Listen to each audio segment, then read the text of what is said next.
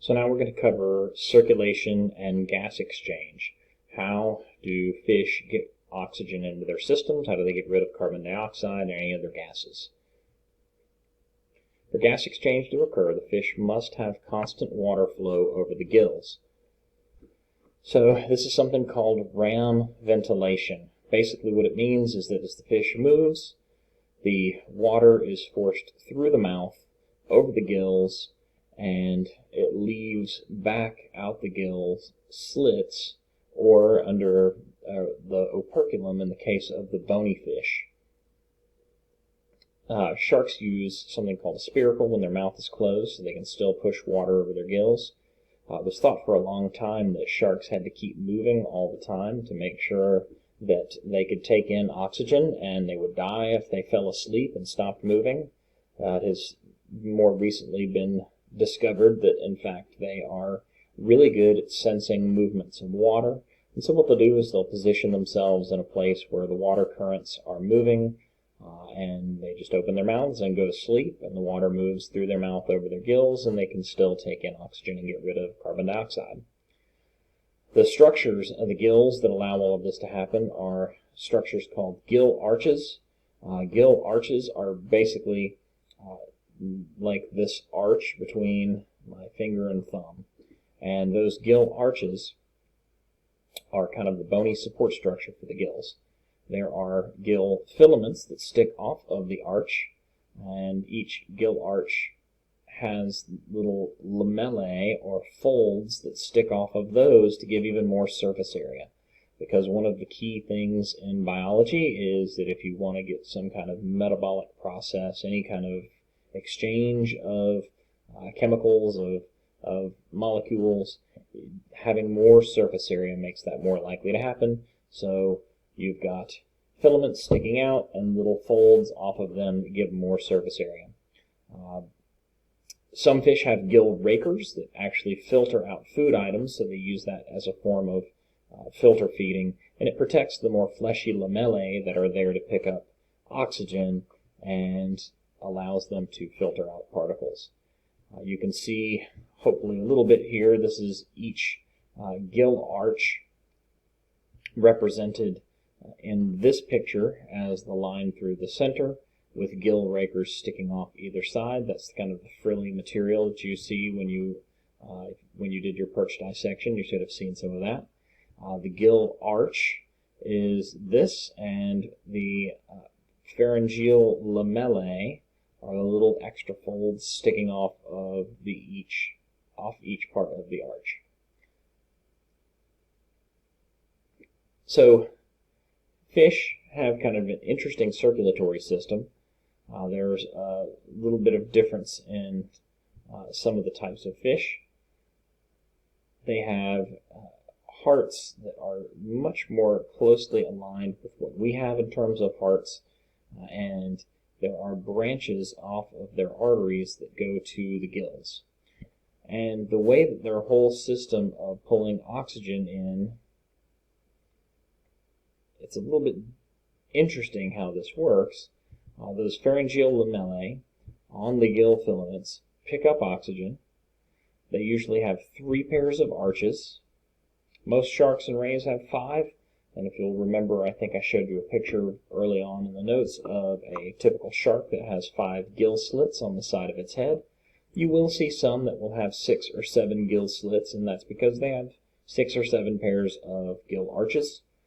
And the thing that's interesting about their circulatory system is that they do something called countercurrent exchange. Countercurrent exchange is a way of getting blood and water that are moving through the body, water going through the mouth, out the gills, blood getting pumped through veins and arteries inside of the fish. They're moving in opposite directions. And what that means is that you have the most efficient way of taking in oxygen into the blood. What we're looking at here on the left are gill arches that filter food, and you can see all of the little pieces sticking off that have little folds that allow them to pull oxygen out of the water more efficiently.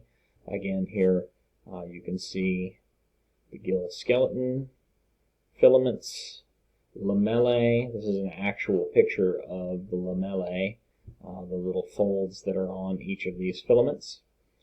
And then down here at the bottom is this countercurrent exchange mechanism. If what you had happening was water moving in the same direction of the blood, where the water had 100% oxygen, there's clearly a high concentration of oxygen in the water, you're going to get some of that oxygen moving into the blood. That's called diffusion. Then, where you have a little bit less, because now some of this oxygen is left, you're going to have less oxygen in the water, and you're going to get more oxygen in the blood.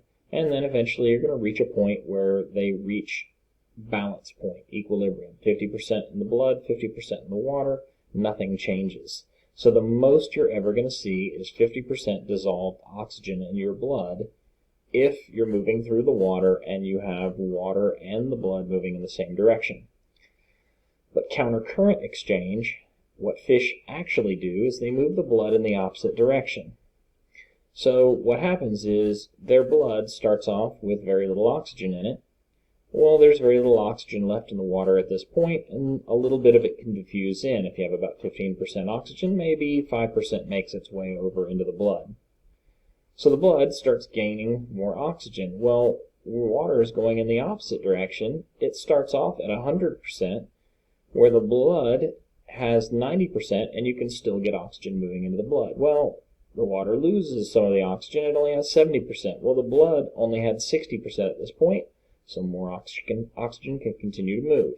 40% in the water, 30% in the blood, 15% in the water, 5% in the blood. In every one of these positions with countercurrent exchange, you have oxygen moving from the water into the blood. For this, where you have the current and the water and the blood moving in the same direction, you reach equilibrium and you stop having diffusion of oxygen. Here's an example of a 6-gilled shark. 1, 2, 3, 4, 5, 6 gill slits on the side of its head. Typically, most sharks have 5. Here is a female thorny skate. You can actually see these are the openings. They're not really slits so much, but you can see 1, 2, 3, 4, 5 on each side of the lovely face of the skate.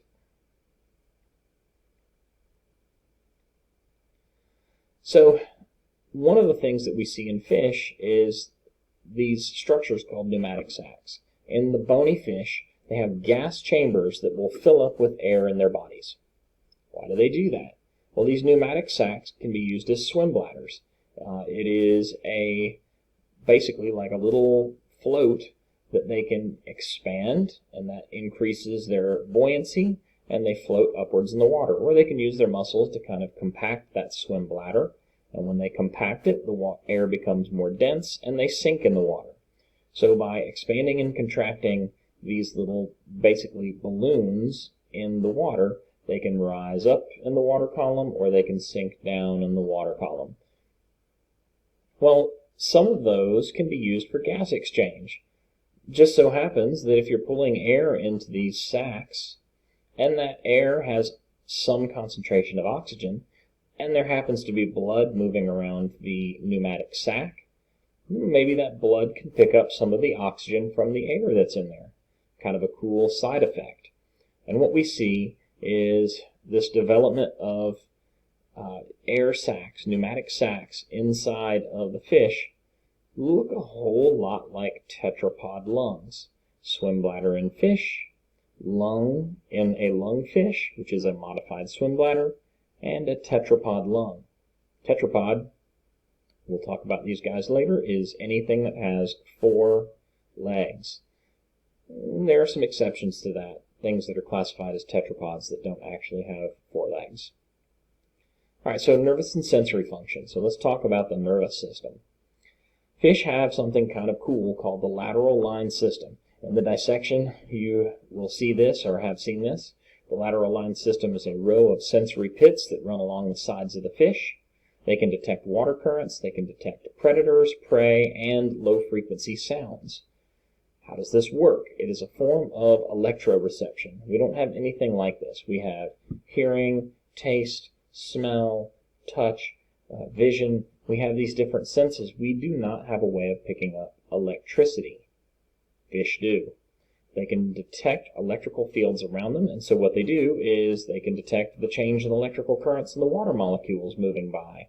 They can detect the electrical fields produced by the predators trying to eat them, the prey they're trying to eat, and they can pick up changes in vibrations of those molecules because of sound in the water. This is what it looks like. Every fish is creating an electrical field around its body, and as it's generating an electrical field around its body, if something moves into that electrical field, it can sense it. It'll pick up either the electrical field of that organism, or it will feel the disruption in its own electrical field. We generate electrical fields as well. Every living thing has electrical fields around it, and the fish are able to use that to either get away from predators or find their prey. This is an interesting use of tools seen in some fish.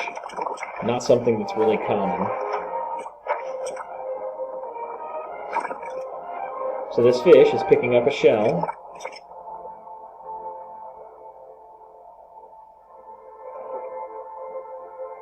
Hey, look, it's a bivalve. A bowl-shaped coral that has a particular bump on the inside that he always uses.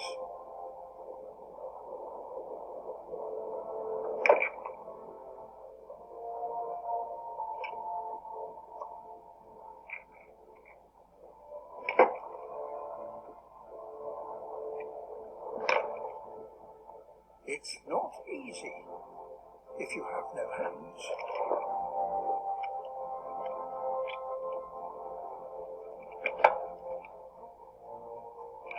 Oops. There he goes again. But he's got great determination.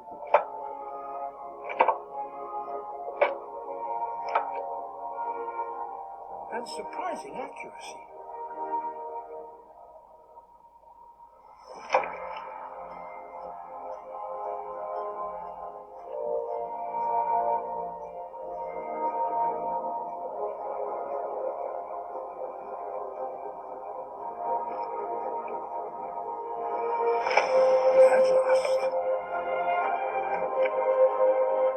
So here is a fish that uses tools.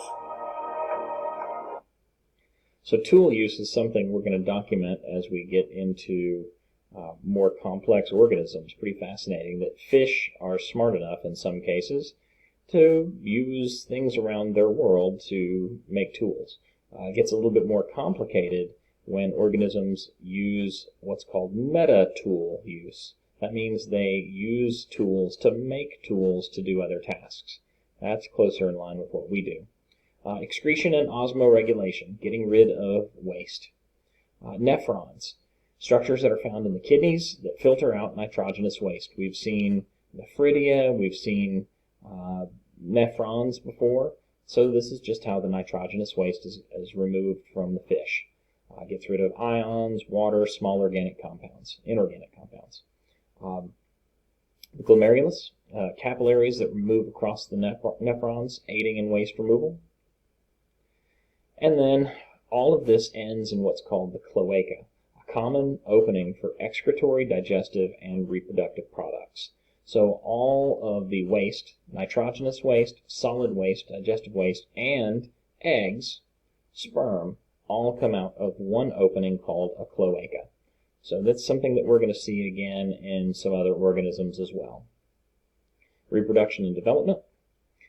We've got fish that are oviviparous. External fertilization, eggs are deposited outside of the body. Some are oviparous. Internal fertilization, eggs are deposited outside of the body. Some are ovoviviparous. They have internal fertilization, eggs develop and hatch inside of the body, and the young are born alive. But notice all three of these cases, there's still an egg. And we have vivipary, the final type of development. In vivipary, there's internal fertilization, the nourishment comes from a mother's body, and the young are born live. In this case, there is no egg. We actually see this in some fish. There are some sharks that are viviparous.